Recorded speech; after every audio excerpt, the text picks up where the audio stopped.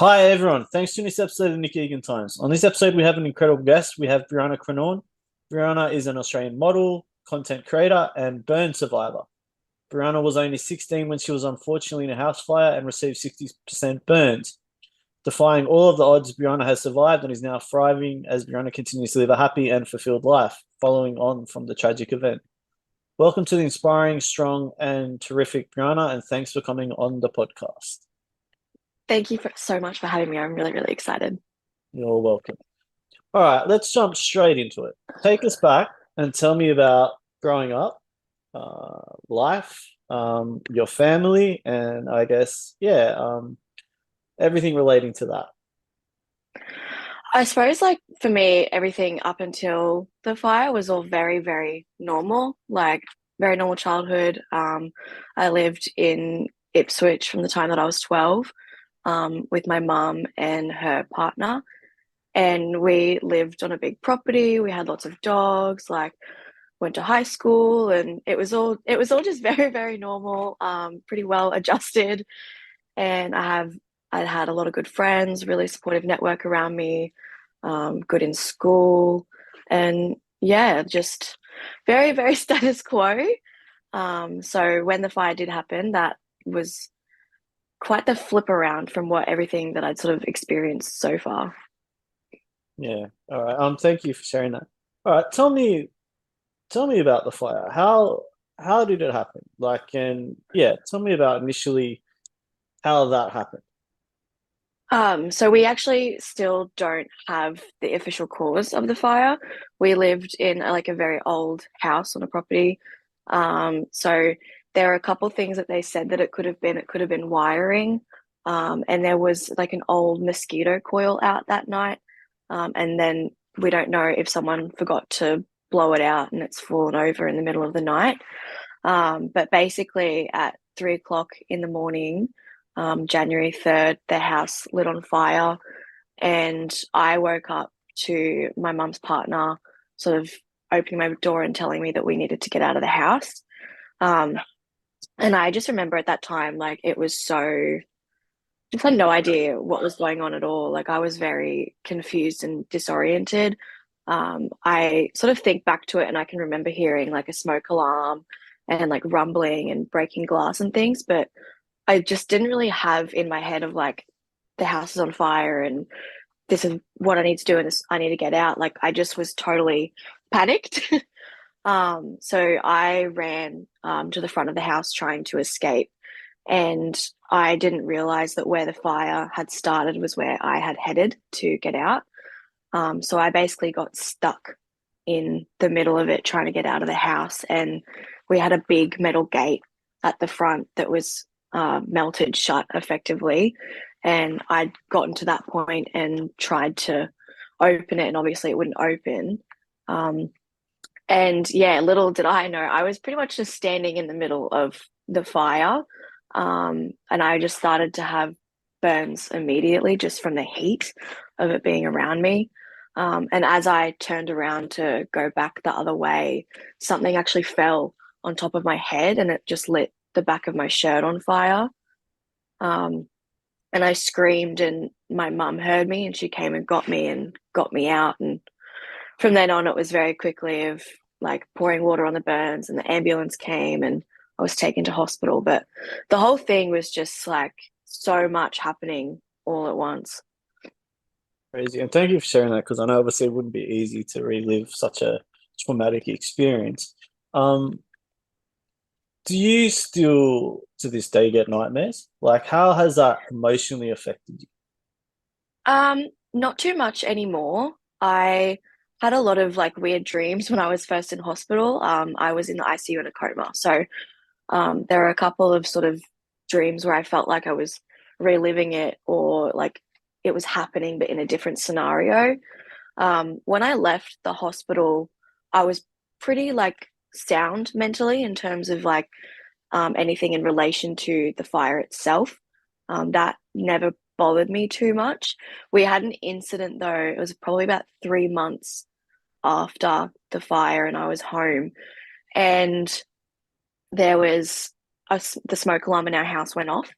And it was just like a faulty battery or wiring or something. Like it was just complete fluke, but it went off in the middle of the night when I was already asleep.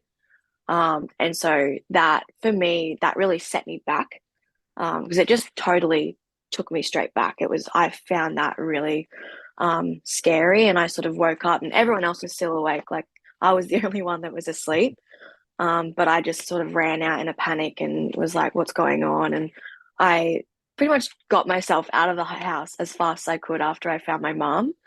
And it took me like quite a while to work through that and feel comfortable going to sleep after that. It hadn't bothered me up until that point, but it was just like this reminder. So I am quite like, I get triggered by sounds quite easily. I really don't like loud sounds. Like if the TV is on too loud, I'm like overstimulated and overwhelmed. And I remember we had at physio, they had this machine where these other patients were like wearing these headsets and like they were doing a very specific workout, but they had these things attached to them that would beep. And I hated it. Like I could not stand being in there trying to do physio while these things were beeping, like just very triggered by sounds. Do you get claustrophobic, like being in places too? Like, do you, I guess, suss out places and be like, oh, this could be a fire hazard as well? Not really. I probably could be a little bit more like conscious of what things could be a fire hazard. I mean, I'm very aware, like if I have a candle or something on, like I'm always watching it. But not too much in terms of going out. I do get a little bit funny about big crowds, and I think that that is just again the overstimulation. Like when I was in the hospital, everything was very quiet and isolated, and sort of entering back into the world after that was quite overwhelming because everything was just like sensory wise, it was very overwhelming. Um, but not really. Like I don't think I have a lot of experiences in life though where I am do like where I feel claustrophobic in like in a small environment. Like I'm always kind of outside or in open spaces. Yeah, cool. Thanks for sharing that. And tell me about the pain. How intense was that pain? Like, if you could potentially describe it, like obviously I don't know because I've never been in a situation, but how painful was it? Like, how could you describe that pain? The funny thing about that for me is because I do actually get that question quite a lot, but I don't really remember the pain at all in that moment. Like I remember the feeling of like how scared I was, but I don't really recall like that feeling. I have no idea what that really felt like. I just screamed. And I think afterwards, when things sort of started to slow down and I was waiting for the ambulance, and that I sort of recall of like I was shaking and I knew that things hurt. But yeah, I don't think I could describe what it feels like. I don't know, but for me as well, the recovery, the physical recovery was so much more painful than that split second moment. That was over within a certain amount of time. But the physical recovery afterwards, that was like really excruciating. So when I sort of think about the pain and what was painful for that, I just go straight back to being in hospital and that recovery. I don't really think about the fire itself. Yeah, cool. And tell me about the recovery. What process was that? Like that would have been really difficult, like obviously going through that whole structure and process of it. Yeah, elaborate on that for me, please. Um, yeah, that was horrendous. Like, definitely will be the hardest thing I think I'll ever have to go through. And it was just like simple things. Like everything was hard. Like you had big stuff like surgeries and grafting and physio that was obviously very painful, but just like every step of the day was just difficult. You have to have like rounds of needles every morning because you're lying in bed so often, and you just like I just don't feel like I'm going through so much already. I don't feel like being prodded with a needle every morning when I wake up. Like, but I was having surgeries from the very beginning. As soon as I was in hospital, I had to have like all of dead skin debrided. I was having physio while I was in ICU, so I was in a coma, but they were still starting to try and move parts of my body, and having splints put on to keep things in certain positions. Like they're just working with you from the very moment it comes in. Burns, um, a sort of a difficult injury in that when you have the grafting process, you're not only like in a coma and not moving, and therefore your muscles and tendons and things aren't being used.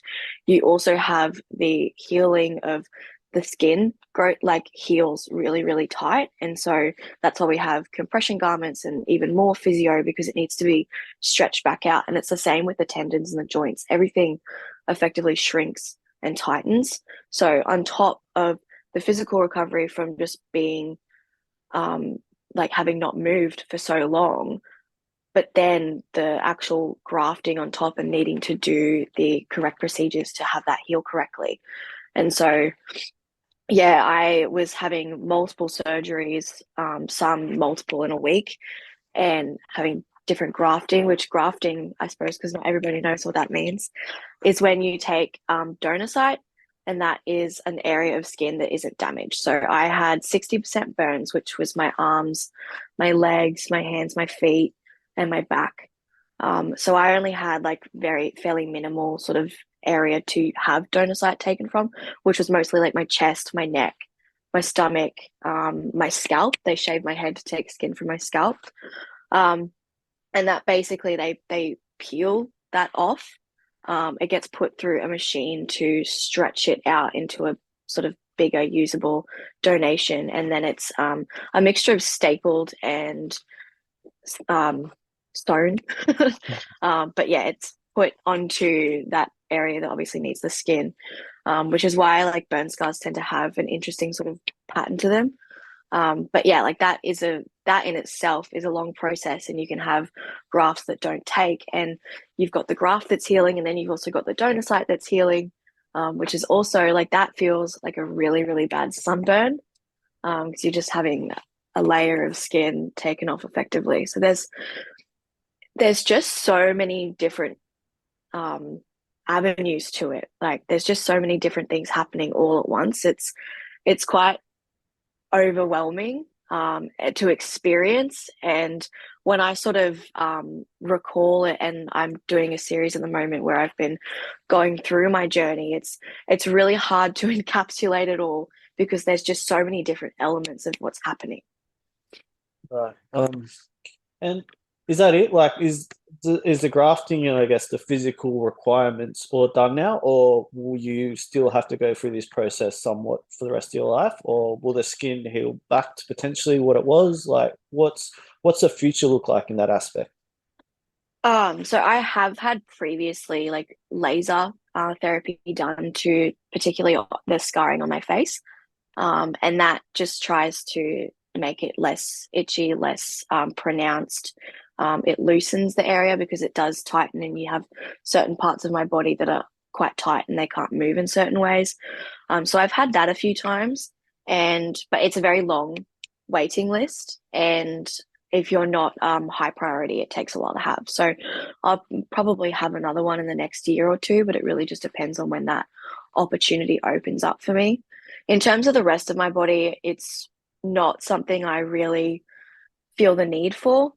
I mean, they've pretty much done all they can in terms of my scarring now. It will continue to change over the years, but like I've gotten my sort of pigment back mostly in some areas. It starts off very red and very purple, and now it's just a fairly like normal skin color. So it completely changes throughout the years, and I am really quite comfortable with how everything looks, and I don't have anything physically that's stopping me from doing anything. Like a lot of people, my previous surgeries have been to be more practical. They haven't really been aesthetic. It's been because something's really tight and I can't move it in a certain way, or different things like that. So for me, the majority of it is definitely over. I just don't really feel the need for it anymore.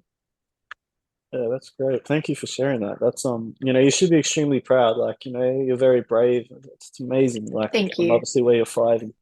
Um, what when you look back of your journey and everything that's transpired, how have you, if there's any positives that you can take out of it, what are they? Like what like mentally, personally, it can be anything. Would you say is being positive from it? Oh, Absolutely. Like, I am a very big believer, and it was something that happened to me, but I can't change it. And for me, in terms of that whole recovery process, I couldn't let myself think of the, well, what if this didn't happen? Just had to accept it for what it was. And while they were, really, really hard aspects and really sad things that I wish didn't happen, it has made me into such a strong person. And I really sort of try and take that with me into everything in my life. Like when anything is hard or just going through a hard time in general, I sort of have to try and give myself that little bit of perspective every now and then of, hey, well, you've gotten through this and this isn't nearly as bad as that. So you can push through and you can overcome what you're going through right now. So that sort of perspective has been really life changing. It's connected me with a pretty incredible community that I would never have connected with before. And I think that in terms of like our societal standards of self love and things like that, it really pushed me to accept myself and see other people in a really different light as well. Like just to look at other people and look at different bodies and not even looking at them as are they attractive or not, but just seeing them as people and having that surface layer sort of removed. And I just think that it's really changed me as a person, and I wouldn't be who I am or where I am without it. And while it was a awful sort of experience, I can't change it. And so I can be thankful for all the things that it's brought me to, like doing this podcast and all the other opportunities I get to do. Like I'm endlessly thankful for that. Cool. And how has the community been supportive?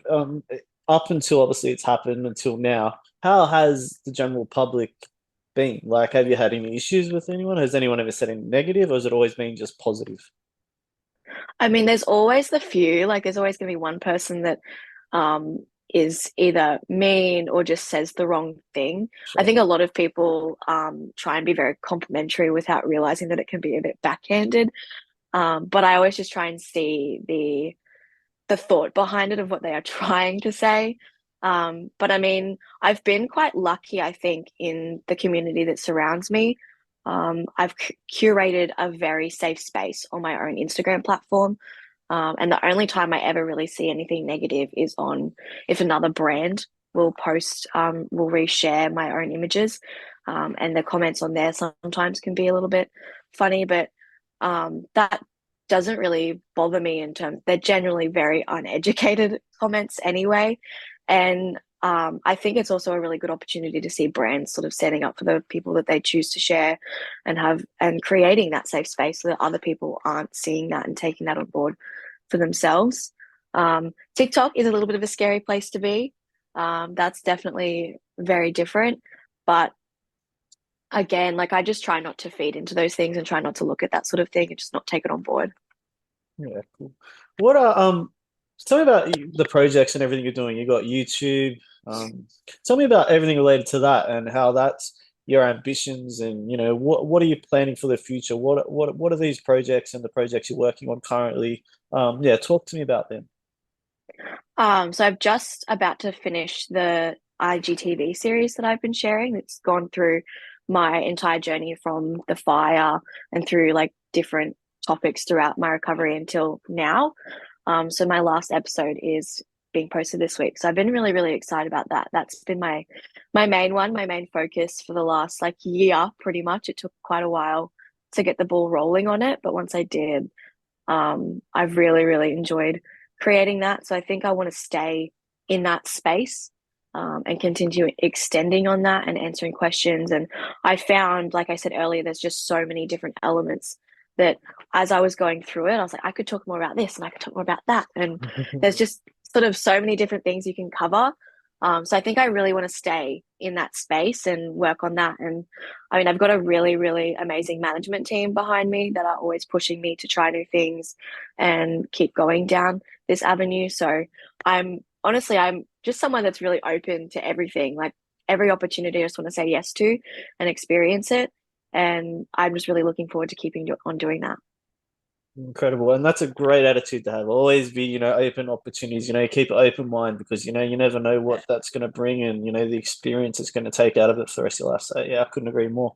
Um, Thank you. well, if there was someone that was in a similar position to you, or um, yeah, has gone through or currently is, what advice would you give them?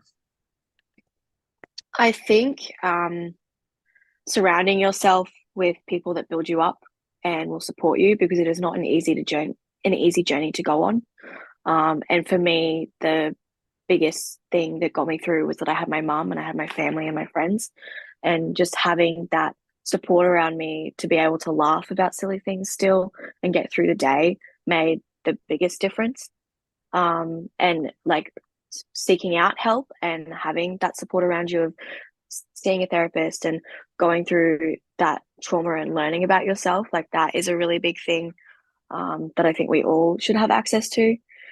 And for me, the hardest part in terms of my sort of like mental health into recovery was not feeling like I had anyone to relate to, which is part of the reason I sort of built my platform in the first place. And I think um, as someone that has always sort of struggled with body image anyway, I've made it a really strong point to make my Instagram something that I can see myself in.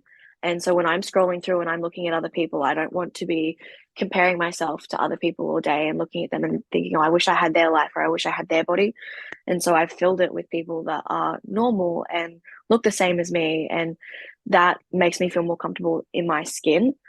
So I think as well, finding that representation in the media for you that makes you feel heard, because I really didn't have anyone to relate to at that time. Everyone that I met that was another survivor was significantly older than me.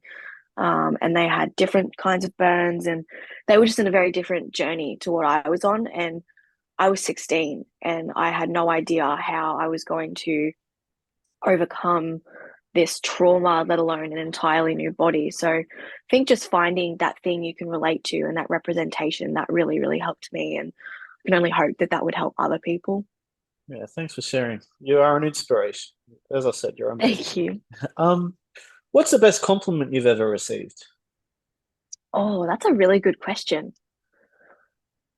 That is a really good question. Oh God, I don't even know.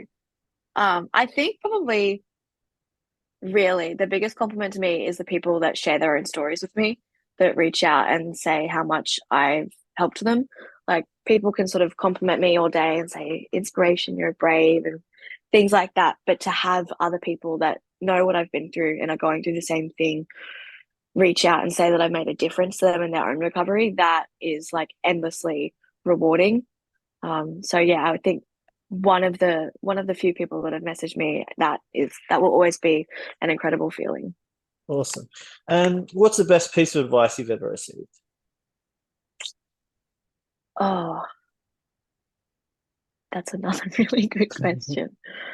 It's probably something my mum said, to be fair. It probably gives me advice about just about every single day. um,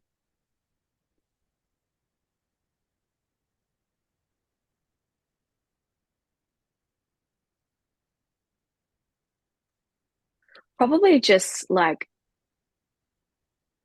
allowing myself to be me, just not letting anyone sort of stop me down or trying to change myself. I've had a lot of conversations with my mum about that, of not minimizing myself or changing who I am to please anybody else. And so I think that, yeah, that is, as a whole, that is what she sort of taught me in the end, of just completely owning who I am and being proud of who I am. So I'd say something along the lines of that.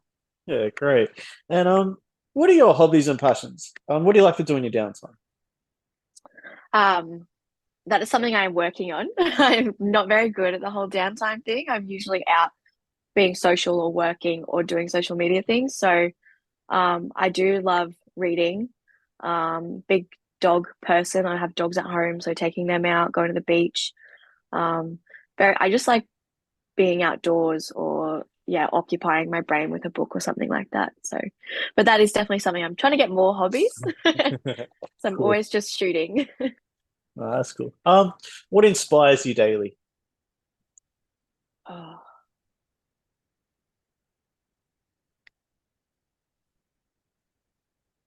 I think my mom.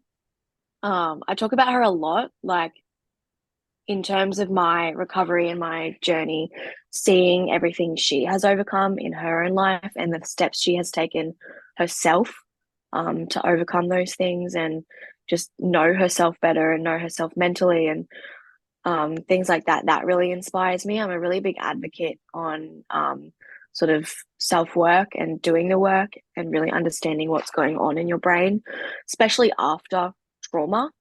Um, so I think just seeing the work that she does on herself throughout her life, that really, really inspires me. I think that's so important, and it inspires me to do that for myself as well and everybody in my life. Great. Look, thank you for coming on the podcast. It's been incredible, sharing obviously such a traumatic experience, yeah, thank you. That's all I can say. Thank you so much for having me. I appreciate anyone sort of giving me a platform to share what I'm passionate about. And yeah, it's always interesting to chat with different people and have like different questions Yeah. that I don't always get. That's always really interesting. So thank you. No, you're a role model, you're a leader, you're an inspiration, you're doing so much more for the community than you probably realize on different elements and different levels too, Yeah, you're truly an inspiration. It's incredible. Thank you. That is so nice. I appreciate that so much. You're welcome.